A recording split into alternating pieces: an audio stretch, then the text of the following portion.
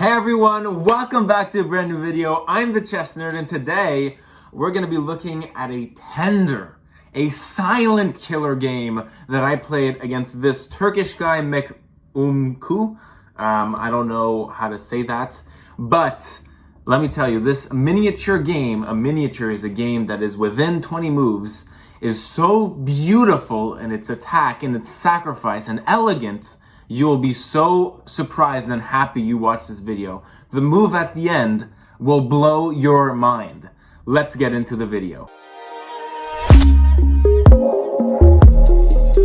Okay, so we start off e4, e5, and then I continue with knight f3, knight c6, and bishop c4. So far, so good. Gioco piano, classical Italian game. Bishop e7, they play the Hungarian defense. So developing the bishop here to e7 as opposed to the normal, more practical bishop c5. So I pursue with d4, going a little aggressive here. For those of you who don't know, this is a daily game.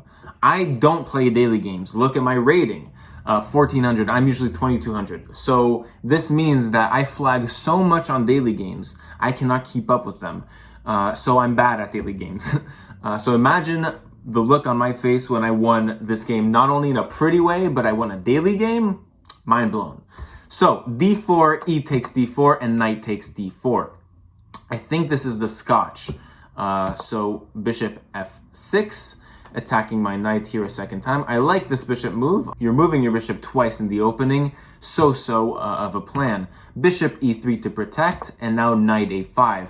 This is our first weird move, and I think this happens at this caliber. I mean, the guy's 1500 here, so we don't really know what is usual mistakes for these people, but you know, lack of development, putting a knight on the edge. This is strategically bad because you're supposed to focus on development and put your king safe while castling.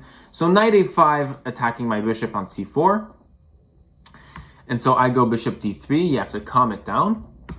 c5, and this is a second mistake. Why is this a mistake? Well, here, after c5, this attacks my knight, right? But it's about what c5 creates. So c5 attacks my knight.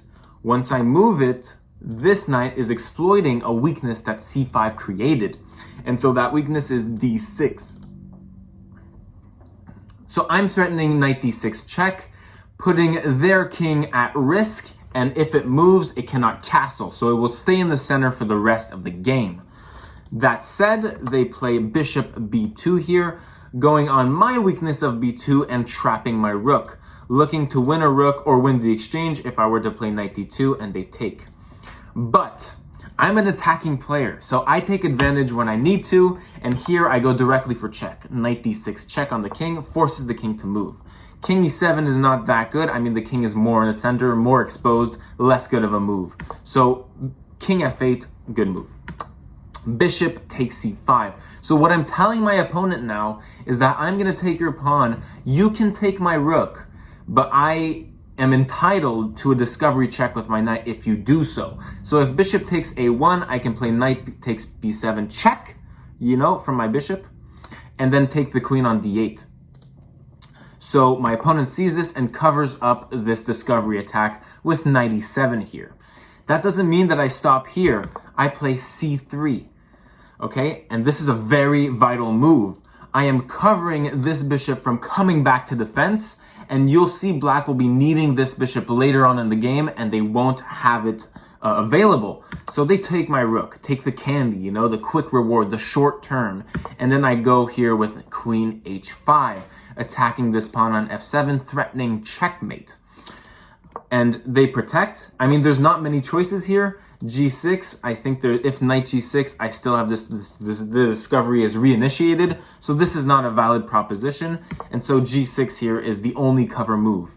Other moves are queen e8, but this gives a queen on the spot due to knight takes e8. So g6, and now it's all about exploiting the weaknesses once again. This g6 move opens up what? It opens up this diagonal.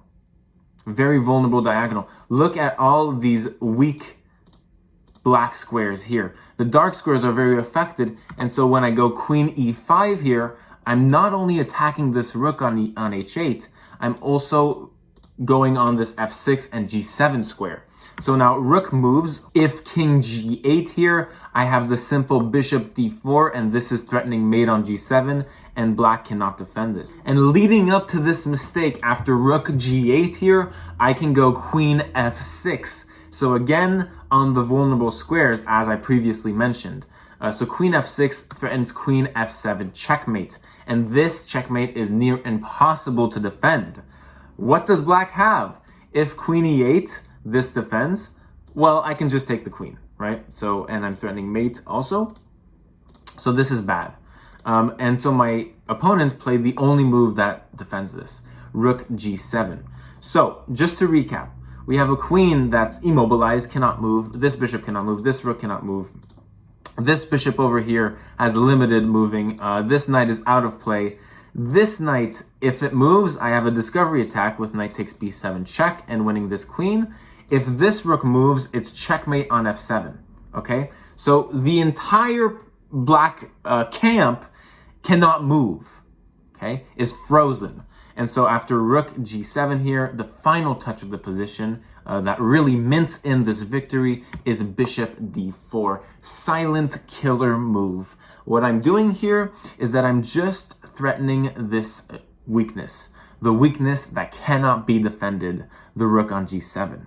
And what happens here is that whatever black does, king here, if the rook moves, I have mate, right?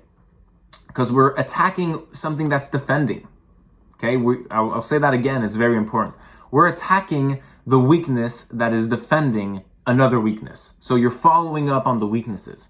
And so whatever black does, and here they played knight c6, knight ec6, well, I just have mate here in a couple moves with queen takes f7 checkmate. I hope you enjoyed this video.